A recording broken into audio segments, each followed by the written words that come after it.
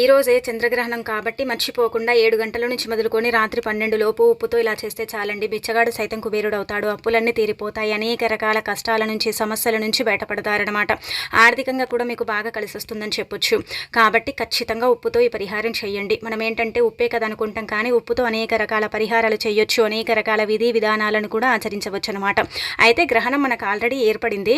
ఈ గ్రహణం తర్వాత ఏంటంటే మర్చిపోకుండా గుర్తుపెట్టుకొని ఉప్పు పరిహారం చేయండి. ఈ కల్లులుప్పు ఉంటుంది కదా, ఈ ఉప్పు ఏంటంటే కనుక అతీత శక్తివంతమైనదండి. ఒక్కొక్కరు ఒక్కొక్క రకంగా పిలుస్తారండి ఉప్పుని. కొంతమంది రాక్ సాల్ట్, కల్లుప్పు, దొడ్డుప్పు, రాళ్ళ ఉప్పు ఇలా రకరకాలుగా అంటే ప్రాంతాలను బట్టి పిలువబడుతుంది. కాబట్టి మనం ఏంటంటే కనుక ఈ గల్లులుప్పుతో పరిహారం చేసుకుంటే చాలా అద్భుతమైన ఫలితాలు వస్తాయండి. గ్రహణం తర్వాత ఈ పరిహారం చేయటం వల్ల అప్పు తీరుతుంది, అప్పుల సమస్యల నుంచి బయటపడతారు. ఆర్థికంగా కూడా మీకు బాగా కలిసి వచ్చి ఇబ్బందులు అనేవి ఉండవన్నమాట. ఉప్పుకు అంతటి శక్తి ఉంటుంది. ఉప్పు ఏంటంటే సముద్రం నుంచి లభిస్తుంది. అయితే ఈ కల్లుప్పు ఉంటుంది కదా, గుర్తుపెట్టుకోండి, ఇది లక్ష్మీదేవి పుట్టినింటి నుంచి లభిస్తుంది అనమాట. పౌర్ణమి అంటే కూడా ఆ తల్లికి ఇష్టం కదండి. కాబట్టి ఉప్పుతో ఈ పరిహారం చేయటం వల్ల అప్పు తీరుతుంది, అనేక రకాల అంటే ఇబ్బందుల నుంచి మీరు బయటపడతారు.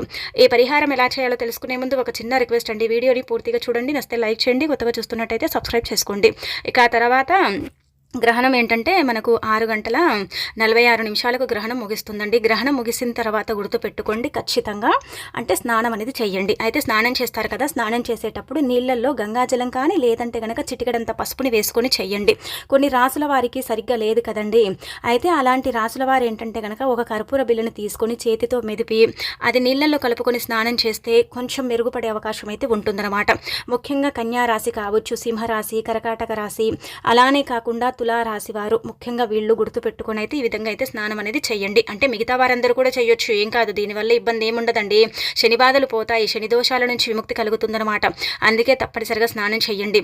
ఇల్లంతా కూడా క్లీన్ చేసుకోండి. అలానే కాకుండా మీరు స్నానం చేసిన తర్వాతే మళ్ళీ ఫ్రెష్గా ఆహారాన్ని వండుకొని తినటం అనేది ప్రారంభించాలన్నమాట. మిగిలిన ఆహారం పైన మనం ఏంటంటే కనుక దర్బలు వేసుకుంటాం కదా, అది తీసి పడేసేయండి. ఇక ఆ తర్వాత ఇంకొకటి ఏంటంటే ఈరోజు కల్లుప్పుతో మీరు అంటే నార్మల్గా చెప్పాలంటే ఉప్పుతో ఈ విధంగా పరిహారం చేయండి.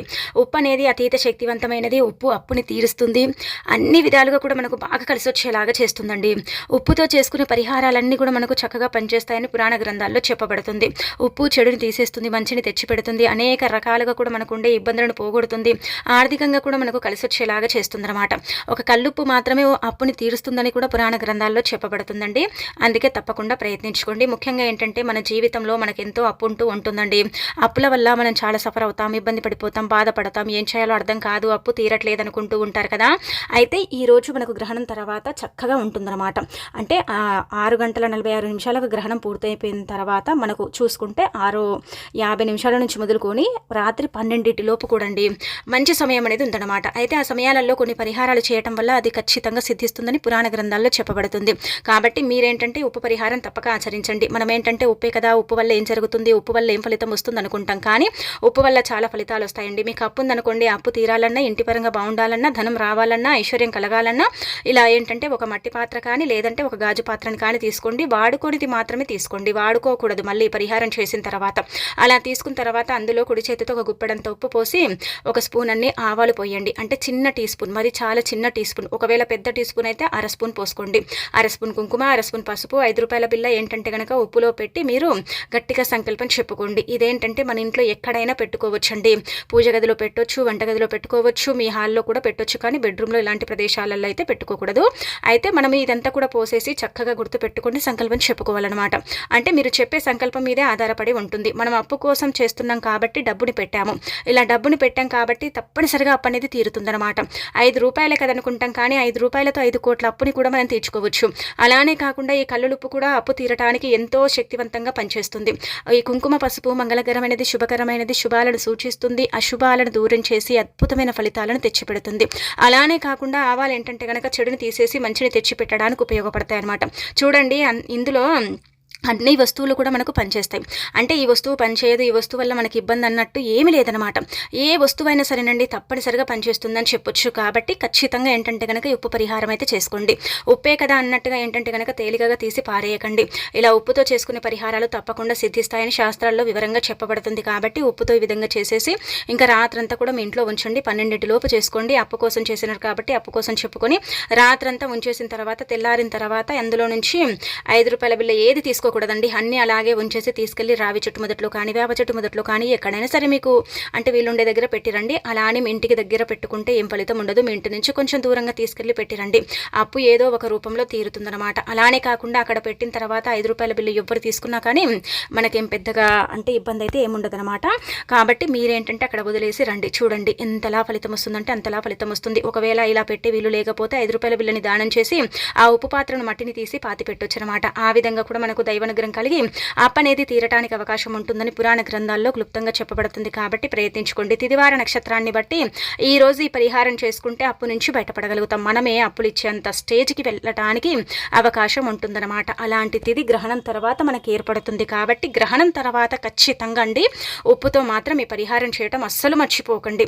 అప్పులనే కాదు అనేక రకాల సమస్యల నుంచి బయటపడతారు. ఇంటి పరంగా బాగుంటుంది, ఇబ్బందులు ఉండవన్నమాట. ఆర్థిక కష్టాలు తొలగిపోతాయి, అనారోగ్య సమస్యలు పోతాయి, సుఖ సంతోషాలు కలుగుతాయి. అలానే కాకుండా అష్టైశ్వర్యాలు కలిగి లక్ష్మీదేవి అనుగ్రహం కలిగి ధనం వస్తుంది. మీ యొక్క జీవితం అనేది మారిపోతుంది. కాబట్టి ప్రయత్నించుకోండి. ఇక ఆ తర్వాత ఏంటంటే ఇప్పుడు చెప్పే విధంగా ఈ పరిహారం చేయండి. ఖచ్చితంగా కొడుకులు ఉన్న ప్రతి ఒక్కరు కూడా ఈ పరిహారం చేయండి. అయితే గ్రహణం తర్వాత చేయండి. గ్రహణానికి ముందు చేస్తే ఎలాంటి ఫలితాలు ఉండవు. కాబట్టి గ్రహణం తర్వాత ఖచ్చితంగా కొడుకులు ఉన్న ప్రతి ఒక్కరు కూడా అండి ఈ పరిహారాన్ని చేయండి. ఇలా చేయటం వల్ల మంచి ఫలితాలు వస్తాయండి. మీ పిల్లల భవిష్యత్తు బాగుంటుంది. ఈ గ్రహణం ఏంటంటే కనుక ఒక రకంగా చెప్పాలంటే సింహరాశిలో ఏర్పడుతుంది గ్రహణం. అలానే కాకుండా రాహుగ్రస్త చంద్రగ్రహణం. ఈ గ్రహణం ఎఫెక్ట్ అనేది ఖచ్చితంగా ప్రతి ఒక్కరి మీద ఉంటుందని మనకు శాస్త్రాల్లో చెప్పబడుతుందన్నమాట. అందుకే మన పిల్లలపైన గ్రహణం ఎఫెక్ట్ అనేది పడకుండా, పిల్లలకు గండాలు ఏర్పడకుండా, పిల్లల భవిష్యత్తు బాగుండాలంటే తప్పనిసరిగా చేయాల్సిన పరిహారం. మీరు అనుకోవచ్చు ఎప్పుడు కూడా కొడుకులకే చెప్తారేంటండి అంటే కనుక కొడుకు వంశోద్ధారకుడు, వంశాన్ని నిలబెట్టేవాడు. అలానే కాకుండా మనము చూసుకున్నట్టయితే కూడా అండి మనకు ఆడపిల్లల కంటే కూడా మగపిల్లలపైన ఎక్కువగా దిష్టి దోషాలని ఉంటూ ఉంటాయి. ఎందుకంటే వారి ఎదుగుదలను చూసి కొంతమంది ఓర్వలేరు, కొంతమంది ఏంటంటే కనుక ఎదుగుదలను చూసి ఏడుస్తూ ఉంటారు. అలాగే చాలా వరకు కూడా ఏంటంటే మన పిల్లలకు దిష్టి పెడుతూ ఉంటారు. వాళ్ళ సంపాదన తగ్గిపోతూ ఉంటుంది. వాళ్ళు సంపాదించుకున్న వాళ్ళు చక్కగా ఉన్నా కానీ కొంతమంది ఏంటంటే కనుక కళ్ళల్లో నిప్పులు పోసుకుంటూ ఉంటారు. మనందరికీ తెలిసిందే కదా. కాబట్టి మన పిల్లలకండి దిష్టి తాకకుండా ఉండాలన్నా, ఎలాంటి ఇబ్బంది అనేది రాకుండా ఉండాలన్నా సరేనండి ఖచ్చితంగా మీరైతే పరిహారం చేయాలన్నమాట. ఇక్కడ మగపిల్లలకే చెబుతున్నారంటే ఖచ్చితంగా మగపిల్లలకే చెప్పడం జరుగుతుంది. ఎందుకంటే శాస్త్రాలు చెప్పబడుతుంది గ్రహణం తర్వాత ఏంటంటే పిల్లలపైన కొంచెం చెడు ప్రభావం ఉంటుంది. ఆ గ్రహణం ఎఫెక్ట్ అనేది ఉంటుంది. చాలా రేడియేషన్ అనేది ఉంటుంది. అలానే కాకుండా గ్రహణం వల్ల కొంచెం ఏంటంటే నష్టం కూడా జరుగుతుంది. పిల్లల ఎదుగుదల అనేది ఆగిపోతుంది. గ్రహణం ఎఫెక్ట్ అనేది మన పిల్లలపైన పడకుండా ఉండాలన్నా, పిల్లల భవిష్యత్తు బాగుండాలన్నా, పిల్లలు లైఫ్లో ముందుకు వెళ్ళాలన్నా సరేనండి ఖచ్చితంగా ఈ పరిహారం అయితే చెయ్యండి. కాబట్టి 7 గంటల తర్వాత అంటే అప్పటికే మనకు గ్రహణం అయిపోతుంది. అంతా మనం స్నాన కార్యక్రమాలు ఇదంతా కూడా చేసుకున్న తర్వాత పరిహారం చేయండి. అంటే 7 నుంచి మొదలుకొని రాత్రి 12 లోపు ఎప్పుడైనా సరే చేయండి. ఇలా ఇక్కడ చూయించే విధంగా ఒక పళ్ళెం తీసుకొని ఆ పళ్ళెంలో 1 స్పూన్ అన్ని ఆవాలండి, 1 స్పూన్ అంతా కల్లుప్పు అంటే దొడ్డుప్పు గల్లులుప్పు అంటాం కదా అది పోసుకోండి. ఆ తర్వాత కోడిగుడ్డును తీసుకొని దానిపైన ఇంటూ మార్కు వేసుకోండి. చక్కగా ఏంటంటే పిల్లలు పుట్టిన పిల్లలప్పటి నుంచి అంటే 3 నెలల పిల్లలప్పటి నుంచి మొదలుకొని మనం ఎంత వయసున్న వాళ్ళైనా సరే చెయ్యొచ్చు. 20, 30, 40 ఏళ్ళు ఉన్నవారు కూడా చెయ్యొచ్చు అండి. అలా చేసినా బాగానే ఉంటుంది. అలా చేసిన ఫలితాలు వస్తాయి. 50 ఏళ్ల లోపు కూడా చేసుకోవచ్చు. ఏం కాదు, వయసు అంటూ ఏమీ లేదు. ఎవరికైనా సరే చెయ్యొచ్చు. ఎవరికి చేసినా కానీ ఫలితాలని వస్తాయి. వాళ్ళ మీద ఉండే చెడిపోతుంది, గండాలు పోతాయి. వారికి తగిలే ఆటంకాలు అడ్డంకులు ఇవన్నీ కూడా దూరం అయిపోయి వాళ్ళకి ఏంటంటే కనుక వాళ్ళ లైఫ్లో ఎదుగుదల అనేది ఉంటుంది. వాళ్ళకి ఎలాంటి ఇబ్బందులు అనేవి రావని మనకు శాస్త్రాల్లో క్లుప్తంగా చెప్పబడుతుంది. కాబట్టి ఖచ్చితంగా కోడిగుడ్డుతో కొడుకులు ఉన్న ప్రతి ఒక్కరు కూడా ఈ పరిహారం చెయ్యండి. ఇబ్బందులు అనేవి లేకుండా లైఫ్లో వాళ్ళు ముందుకు వెళ్ళటానికి చక్కటి పరిహారం. అయితే ఇవన్నీ కూడా మీరు కవర్లో డైరెక్ట్గా పెట్టుకోవచ్చండి. అంటే ఏదైనా మనకు కవర్లు ఉంటాయి కదా చిన్న చిన్నవి, అందులో ఈ కోడిగుడ్డు ఆవాలు అలానే కాకుండా రాళ్ళ ఉప్పు అంటే రాక్ సాల్ట్ పోసేసి చక్కగా ఏంటంటే తూర్పు ముఖాన నించోబెట్టండి పిల్లల్ని. అలా నించోబెట్టేసి వాళ్ళకి ఏంటంటే దిష్టి తీయండి. అలానే కాకుండా ఏంటంటే దిష్టి తీసేసి చక్కగా కోడిగుడ్డు పగలకుండా బయట ఎక్కడైనా సరే అంటే తొక్కని ప్రదేశంలో పెట్టేసి ఇంటికి వచ్చేయండి. ఒకవేళ ఇలా కుదరదనుకుంటే కనుక కూర్చోబెట్టి ప్లేట్లో పెట్టేసి సవ్య దిశ అసవ్య దిశలో అంటే దిష్టి తీయండి. మీ ప్రాంతానికి తగ్గట్టుగా తీయండి. ఒక్కొక్కరు ఒక్కొక్క రకంగా దిష్టి తీస్తారు. కాబట్టి మీ ప్రాంతానికి తగ్గట్టుగా మీరు దిష్టి తీసేసి కోడిగుడ్డు పగలకూడదు. మనం ఎంత చేసుకున్నా కానీ కోడిగుడ్డు పగిలితే అది వేస్ట్ అయిపోతుంది కదా. అందుకే పగలకుండా చూసుకొని ఇక మీరేంటంటే కనుక దూరంగా పడేసి రండి. పడేసేటప్పుడు కూడా కోడిగుడ్డు పగలకుండా చూసుకోండి. అలానే కాకుండా ఇంకొక విషయం ఇక్కడ గుర్తుపెట్టుకోండి. మీకు 3 మగపిల్లలు ఉంటే వాళ్లకు సపరేట్గా చేయండి. 2 మగపిల్లలు ఉంటే వాళ్లకు సపరేట్గా చేయండి. ఒకరి గ్రహస్థితి ఒక్కొక్క రకంగా ఉంటుంది. ఒక్కొక్కరి ఎదుగుదల ఒక్కొక్క లాగుంటుందండి. ఇప్పుడు మనకి 2 పిల్లలు ఉన్నారనుకోండి, ఒక్కొక్కరి మైండ్ సెట్ ఒక్కొక్క లాగా ఉంటుంది. ఇద్దరు సేమ్గానే ఉండరు కదా. కాబట్టి ఎవరిది వారికి సపరేట్గా తీయండి. అందరికీ కలిపి ఒకే చోట అయితే తీయకండి. ఇది మనకు శాస్త్రాల్లో చెప్పబడుతుంది. కాబట్టి ఎవరికి వారిది సపరేట్గా తీసేసి పడేస్తే సరిపోతుంది. ఇక మీరు అంటే కాళ్ళు చేతులు శుభ్రం చేయండి. ఇలా చేసినట్టు ఎవరికి చెప్పకండి. చెప్పటం అసలు మంచిది కాదని చెప్పొచ్చు. ఏది చేసుకున్నా మేము ఇలా చేసాం అలా చేసామని చెప్పకూడదు. ఎందుకంటే దానివల్ల మనకు నష్టమే జరుగుతుంది, కానీ లాభం జరగదు కదా. అందుకే ఎవరికి ఏం చెప్పకుండా ఈజీగా చేసేసి ఇంకా దాన్ని పడేసేయండి, సరిపోతుంది. కొడుకుల ఎదుగుదల ఎంత చక్కగా ఉంటుందో మీరే మీ కళ్ళతో చూసి ఆశ్చర్యపోతారు. దిష్టి ఉన్నా పోతుంది, దోషం ఉన్నా పోతుంది, పిల్లలకి ఏదైనా గాలి సోకినా పోతుంది, పిల్లలపైన ఏదైనా అంటే భూతపేత అంటే ప్రశాసాల ఇలా నీడ ఉన్నా పోతుంది. అలానే కాకుండా వాళ్ళకి ఏదైనా సరేనండి ఇలా ఉంటుంది కదా నీడ, కొన్ని నమ్ముతూ ఉంటాం కదా మనము చెడువి, అలాంటి వాటి నుంచి కూడా పిల్లలు ఏంటంటే కనుక బయట పడగలుగుతారు. పిల్లలకి ఎలాంటి ఇబ్బంది అనేది ఉండదని మనకు పురాణ గ్రంథాల్లో చెప్పబడుతుంది. కాబట్టి తప్పకుండా ఆచరించేసి రిజల్ట్ అనేది పొందండి. ఇంకా అలానే కాకుండా మీకు మంచి ఫలితాలు అనేవి వస్తాయన్నమాట. మగపిల్లలకు చేయొచ్చు, అలానే కాకుండా ఒకవేళ ఆడపిల్లల్లో కూడా కొంచెం ఇబ్బందికరంగా ఉంటే వాళ్ళకు కూడా చేయొచ్చు. కాకపోతే మగపిల్లలకైతే ఖచ్చితంగా చేయాలని పురాణ గ్రంథాల్లో చెప్పడం జరుగుతుందన్నమాట. ఇక ఆ తర్వాత గ్రహణం తర్వాత కలబంద మొక్కతో ఇప్పుడు చెప్పే విధంగా ఈ చిన్న పరిహారం చేయండి. కలబంద మొక్కలో 3 అమ్మలు ఉంటారు. కలబంద మొక్క అతీత శక్తివంతమైనది. కలబంద మొక్క ఏంటంటే కనుక ఇంటిని కాపాడుతూ ఉంటుంది. ఇంటికి ఒక రక్షణ కవచం లాగా అంటే కీలక పాత్ర పోషిస్తుంది. మనం చెప్పాం కదా కలబంద మొక్క అతీత శక్తివంతమైనది. కలబంద మొక్కతో పరిహారం చేసుకుంటే ఖచ్చితంగా సిద్ధిస్తుంది. ఎందుకంటే మన ఇంటి పైన ఏంటంటే కనుక గ్రహణం ఎఫెక్ట్ పడకుండా ఉండాలన్నా, గ్రహణ విషకిరణాలు మన ఇంటిని తాకకుండా ఉండాలన్నా, గ్రహణం తర్వాత మన ఇల్లు అంటే చక్కగా ఉండాలన్నా, ప్రశాంతంగా మనశ్శాంతిగా ఉండాలన్నా సరేనండి, ఖచ్చితంగా ఏంటంటే గుర్తు పెట్టుకొని చేసుకోండి. ఇదేంటంటే నరదిష్టి నుంచి విముక్తి కలిగించడానికి, చెడు దిష్టి నుంచి మనల్ని బయటపడేయడానికి, చెడు దిష్టి నరదిష్టి అనేది లేకుండా చేయడానికి కలబంద మొక్క అనేది ఉపయోగపడుతుందన్నమాట. కలబంద మొక్క అతీత శక్తివంతమైన మొక్క. కలబంద మొక్క చాలా చాలా అంటే పవర్ని కలిగి ఉండే మొక్క అని చెప్పొచ్చండి. అందుకే కలబంద మొక్కతో ఖచ్చితంగా ఏంటంటే కనుక ఈ పరిహారం చేసుకోండి. ఇక అలానే కాకుండా ఈరోజు కలబంద మొక్క అనేది చాలా అంటే పవిత్రమైన మొక్కగా పరిగణిస్తారు. గ్రహణం తర్వాత ఒక కలబంద మొక్కని వేళ్లతో సహా పీకి ఇంటికి తెచ్చుకోండి. కలబంద మొక్కని ఇంటికి తెచ్చుకుంటారు కదా, తెచ్చుకున్న తర్వాత ఏంటంటే దాన్ని శుభ్రం చేయండి. అలా ఒకవేళ మీ ఇంట్లోనే ఉంటే మీ ఇంట్లోనే ఏంటంటే కనుక వేళ్లతో సహా పీకి దాన్ని శుభ్రం చేయండి. మొత్తం కూడా క్లీన్ చేసుకోండి. దానిపైన దుమ్ము ధూళి మట్టి ఇలా ఉంటుంది కదా, అదంతా కూడా నీళ్లు చల్లి మీరంతా కూడా క్లీన్ చేసుకోండి. అలా చేసుకున్న తర్వాత గ్రహణం అయిపోతుంది కదా, 6 గంటల 46 నిమిషాలకు గ్రహణం ముగిస్తుందన్నమాట. ఆ తర్వాత మనం ఇల్లంతా కూడా క్లీన్ చేసుకొని ఇంట్లో ఏంటంటే కనుక శుచిగా స్నాన కార్యక్రమాలు చేసుకొని, అలానే కాకుండా దేవుడి గదిని కూడా క్లీన్ చేసుకోండి. అంటే అలా చేసేసుకున్న తర్వాత వీళ్ళుంటే కొంతమంది దీపారాధన చేసుకుంటారు, కొంతమంది చేయరు. కాబట్టి ఎవరి ఇష్టానికి తగ్గట్టుగా వాళ్ళు దీపం పెట్టొచ్చు, లేకపోతే పర్వాలేదండి. స్నానం చేసి ఉతికిన వస్త్రాలు ధరించి కలబంద మొక్కని తెచ్చి దాన్ని క్లీన్ చేసి చక్కగా ఒక ఎరుపు రంగు తాడు ఉంటుంది కదా, కొంచెం లావుది ఎరుపు రంగు తాడు తీసుకొని ఆ ఎరుపు రంగు తాడుతో ఈ కలబంద మొక్కని తలకిందులుగా వేలాడదీయాలి. ఈ వేర్లు పైకి రావాలి. ఆ చివర్లు ఉంటాయి కదా కలబంద మొక్క చివర్లు, అవి కిందికి వచ్చేలాగా చూసుకొని ఆ కలబంద మొక్కని ఏంటంటే కనుక ఇంటి గుమ్మానికి కడితే చాలండి. మీ జీవితం మారిపోతుంది, మీకు అంతా కూడా మంచి జరుగుతుంది. ఎలాంటి ఇబ్బంది అనేది ఉండదు, ఎలాంటి బాధలు అనేవి కూడా రావన్నమాట. అంత చక్కగా పనిచేసే పరిహారం అండి. కాబట్టి ఖచ్చితంగా కలబంద మొక్కనైతే మీ ఇంటి గుమ్మానికి అయితే కట్టండి. అలా కట్టడం వల్ల నరదిష్టి, చెడు దిష్టి, దిష్టి దోషాల నుంచి మీరు బయటపడతారు. ఎలాంటి ఎఫెక్ట్ అనేది ఉండదు. మీ ఇంటి పరంగా మీకు బాగా కలిసి వస్తుంది. ఇబ్బందులు లేకుండా మీరు ఏంటంటే కనుక చక్కగా ముందుకు వెళ్ళడానికి అవకాశం ఉంటుంది. కాబట్టి కలబంద మొక్కతో పరిహారం అనేది తప్పక ఆచరించండి. కలబంద మొక్క అదృష్ట మొక్కగా భావిస్తారు. కలబంద మొక్క ఇంటి గుమ్మానికి కట్టడం వల్ల బయట నుంచి వచ్చే చెడు ఇంట్లోకి రాకుండా ఉంటుంది. ఇంట్లో ఉండే చెడు ఏంటంటే కనుక బయటికి వెళ్ళిపోతుంది. ఏదైతే నెగిటివ్ ఎనర్జీ, నకారాత్మక శక్తులు అంటామో అవి ఏంటంటే మన ఇంటిని తాకలేవు, మన ఇంటిని ఇబ్బంది పెట్టలేవు, మన ఇంటికి అంటే ప్రవేశించలేవు మన ఇంట్లోకి. కాబట్టి ఖచ్చితంగా కలబంద మొక్క పరిహారం అయితే చేయండి. కలబంద మొక్కనే కదా, దీనివల్ల ఏం జరుగుతుంది అనుకోకండి, దీనివల్ల చాలా జరుగుతాయి. కలబంద మొక్కతో మనం అనేక రకాల పరిహారాలు చేయొచ్చు, అనేక రకాల విధి విధానాలను ఆచరించవచ్చు. ఒక్కసారి కలబంద మొక్క ఇంటి గుమ్మానికి కడితే చాలు, ఆ ముగ్గురమ్మల యొక్క అనుగ్రహం ఉంటుంది. ఆ ముగ్గురమ్మల యొక్క అనుగ్రహం ఏంటంటే మన ఇంటిపైనే చక్కగా పడుతుందని చెప్పొచ్చు. కాబట్టి ప్రయత్నించుకోండి.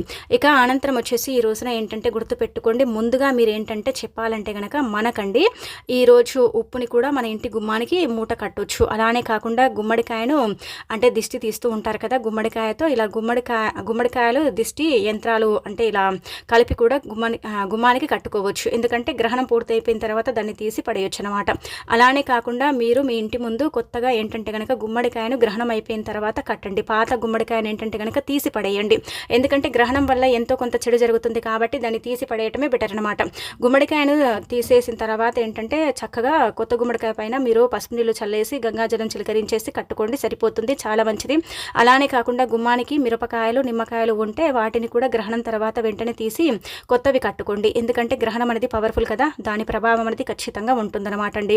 ఇక అలానే కాకుండా ముఖ్యంగా చెప్పాలంటే గ్రహణం సమయంలో చేసే అంటే ఇలా జపం కోటి రెట్ల పుణ్యాన్ని తెచ్చిపెడుతుంది. కాబట్టి ఓం నమో భగవతే వాసుదేవాయ నమః అని గ్రహణం ఏర్పడేటప్పుడు ఈ మంత్రాన్ని పఠిస్తే గ్రహణ సమయాలలో ఏంటంటే కనుక ఎలాంటి ఇబ్బందులు అనేవి ఉండవు, చాలా మంచి ఫలితాలు అయితే ఉంటాయి. ఇక ఈ రోజున పొరపాటున కూడా ఏంటంటే కనుక మాంసాహారం తినకూడదు. గ్రహణం రోజున మాంసాహారం తింటే మీ కుటుంబంలో తీవ్రమైన సమస్యలు ఏర్పడతాయి. అలానే కాకుండా ఉల్లిగడ్డ కావచ్చు, వెల్లుల్లి కావచ్చు, ఇలాంటి ఆహార పదార్థాలను కూడా తినకూడదు. గ్రహణ సమయాలలో వీటికి దూరంగా ఉండాలి, అసలు ఆహారమే తీసుకోకూడదు. ఇక ఈ రోజున కొత్త వస్త్రాలు ఏంటంటే కనుక ధరించకూడదు, శుభకార్యాలు నిర్వహించకూడదు.